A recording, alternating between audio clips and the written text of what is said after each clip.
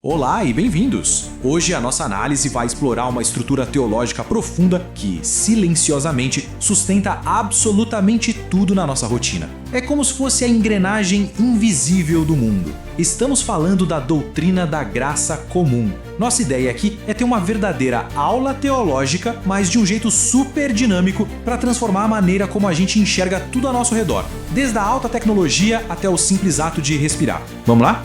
O nosso roteiro para essa exploração é bem direto. Vamos passar pelo paradoxo do julgamento, entender o que é essa graça comum, ver os 6 domínios onde ela atua, descobrir as 4 razões divinas por trás dela e, por fim, como isso se traduz em gratidão diária. Ponto 1. O paradoxo do julgamento.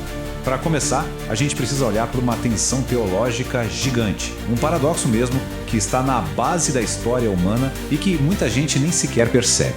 A grande questão é a seguinte: se o salário do pecado é a morte, por que a humanidade não acabou ali mesmo no primeiro pecado? Pensa bem, segundo o texto bíblico, a justiça exigiu uma separação eterna e uma punição imediata para a humanidade, tipo o que aconteceu com os anjos caídos.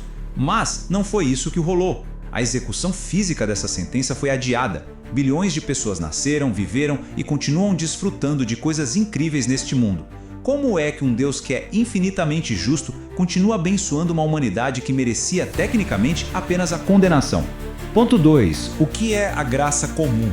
Bom, vamos mergulhar nisso. A resposta para esse adiamento histórico e para todas essas bênçãos que recebemos está justamente em entender como essa graça funciona. A definição clássica é super precisa, olha só. A graça comum é a graça de Deus pela qual Ele dá às pessoas inumeráveis bênçãos que não fazem parte da salvação. O termo comum aqui é o grande pulo do gato. Significa que essas bênçãos são universais. Elas não são um clube VIP para quem crê. É um favor imerecido que chove sobre toda a humanidade. Não importa a crença, a conduta moral ou a posição espiritual da pessoa. É literalmente para todo mundo. Mas calma lá, a gente precisa fazer um contraste importante aqui para não gerar confusão. A graça comum traz bênçãos terrenas, refreia o pecado, deixa a vida mais suportável e bonita, mas ela não salva eternamente e não purifica a natureza humana decaída. Já a graça salvífica, essa sim, traz a salvação eterna e uma mudança interna radical, transformando o coração. Então, a graça comum é incrível para aqui e agora, mas não garante aprovação eterna, entende? Guardar essa diferença é vital para o resto da nossa aula. Ponto 3. Os 6 domínios da graça. Beleza, mas como a gente enxerga isso na prática? Onde essa benevolência universal está operando de fato no nosso dia a dia? Agora, o que é realmente interessante nesse mapeamento é que a gente consegue dividir a atuação dessa graça em 6 grandes domínios: físico, intelectual, moral, criativo, social e religioso. Só para dar um exemplo rápido do domínio físico, o simples fato de a terra dar comida ou a chuva cair para sustentar a vida já é pura graça comum. Mas vamos focar em alguns domínios específicos que moldam a nossa rotina de um jeito muito forte. No domínio intelectual, por exemplo, a gente percebe que a inteligência humana não foi totalmente corrompida. Toda a ciência, a inovação, a tecnologia que a gente usa vem daqui. É fascinante pensar que toda vez que a gente vai ao supermercado comprar mantimentos, dirige um carro, usa a internet, a gente está colhendo os frutos da genialidade, do esforço de pessoas que, salvas ou não, receberam de Deus uma capacidade intelectual absurda. É pura provisão divina direta. E o domínio criativo não fica atrás. A genialidade para compor uma sinfonia majestosa, projetar uma arquitetura de cair o queixo, quebrar recordes no esporte ou criar pratos de alta gastronomia, nada disso é exclusividade de quem tem fé. Esse talento criativo é espalhado generosamente por aí. O mundo tem beleza, arte e excelência justamente para que a vida não seja um deserto de tristeza, mas um lugar incrível onde a gente pode celebrar grandes feitos.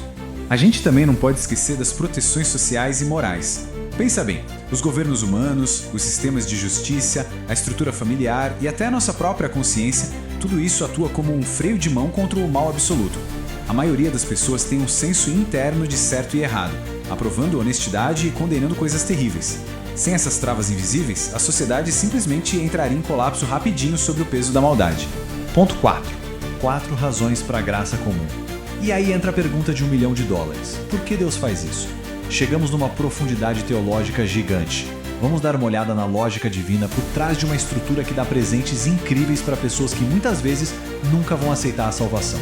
A análise bíblica nos apresenta 4 motivos bem claros. Primeiro, redimir os que serão salvos. Se o juízo final viesse de imediato lá no começo, não teria história humana. Precisamos de tempo para as pessoas nascerem e terem a chance de redenção. Segundo, demonstrar bondade e misericórdia. O fato de o castigo ser adiado mostra que não há prazer na destruição. Terceiro, demonstrar justiça. Quando a humanidade rejeita essa graça repetidas vezes, qualquer condenação futura se torna irrefutável. E quarto, refletir a glória divina. A sabedoria e a autoridade do Criador brilham através das realizações fantásticas dos seres humanos em absolutamente todas as culturas.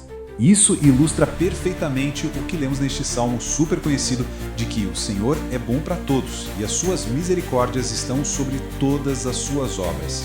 A bondade que o texto menciona não é só sobre salvação, ela permeia tudo. A sacada de um cientista brilhante, a mão firme de um cirurgião, a obra de um artista, tudo isso é reflexo da glória do Criador. É um testemunho diário e universal de uma bondade que não faz acepção de pessoas. Ponto 5. A resposta da gratidão diária. Bom, depois de mapear esse cenário gigante, a gente precisa trazer essa verdade para o nosso chão. Como é que essa teoria profunda molda as nossas atitudes práticas hoje? Olha só o peso dessas palavras lá de Mateus. Ele faz nascer o seu sol sobre maus e bons e vir chuva sobre justos e injustos. A luz do sol de manhã ou a chuva que molha a plantação não são meros fenômenos da meteorologia. São alertas profundos, diários e inegáveis de um amor incondicional sobre toda a humanidade. É uma graça que não checa se a pessoa foi justa antes de fazer a semente dela brotar. Então, qual deve ser a nossa resposta a tudo isso? Primeiro, não podemos confundir as coisas. Sucesso e talento terreno não garantem salvação eterna nem substituem o arrependimento.